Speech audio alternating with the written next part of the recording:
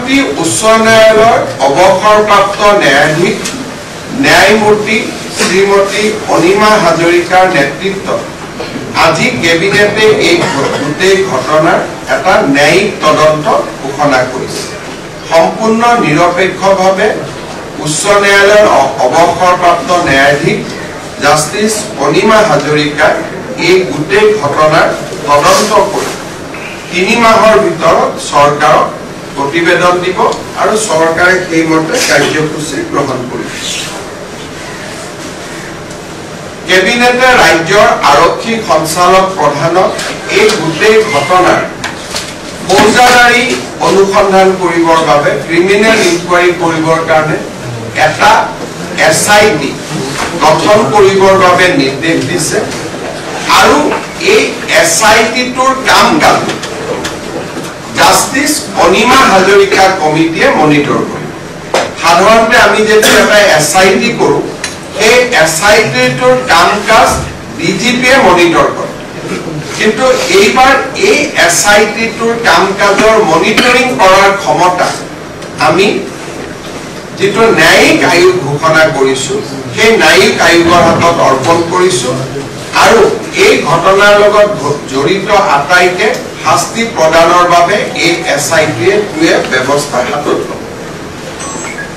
আজি আমাৰ কেবিনেটত এইটো কথাও প্ৰতিবেদনত দিয়া হৈছে যে বহুতে কৈছে যে ৰেড হোলটো কেনেকৈ আমি যেতিয়া তাত পৰীক্ষা কৰিলো মাইনিংটো ক'ৰ পৰা হ'ল তেতিয়া দেখা গ'ল যে সেই অঞ্চলত 220টা এনেকুৱা কয়লাৰ খাদ আছে। এই 220টা কয়লাৰ খাদ কেনেকৈ ক'ৰ পৰা আৰম্ভ হ'ল তাক আমি স্যাটেলাইট দি পিছলৈকে ঘূৰি ঘূৰি গৈ থাকিব লাগিব।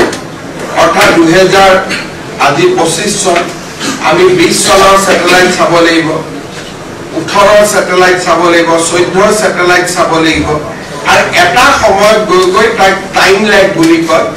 এটা সময়ত এই মাইন্স কেটা কোন চনত কেতিয়া আৰম্ভ হৈছিল তাক স্যাটেলাইটৰ জৰিয়তে ধৰিব পৰা যাব।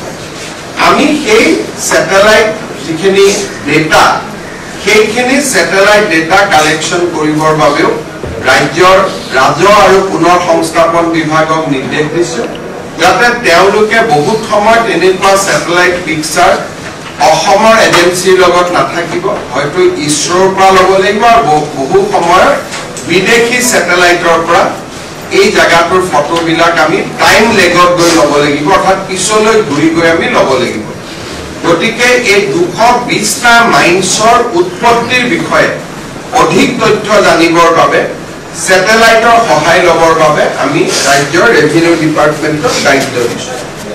কেবিনেটে আজি আটাইকেইটা পৰিয়াললৈ 10 লাখ টকাকৈ এটা আৰ্থিক সাহায্য ঘোষণা কৰিছে, যাৰ আমি মৃত শৰীৰ পাইছো তেওঁলোকৰ পৰিয়ালেও 10 লাখ টকা পাব আৰু যাৰ আমি মৃত শৰীৰ পোৱা নাই বা জীৱন্ত অৱস্থাত উদ্ধাৰ কৰিব পৰা নাই তেওঁলোকৰ পৰিয়ালেও এই 10 লাখ টকা লাভ কৰিব।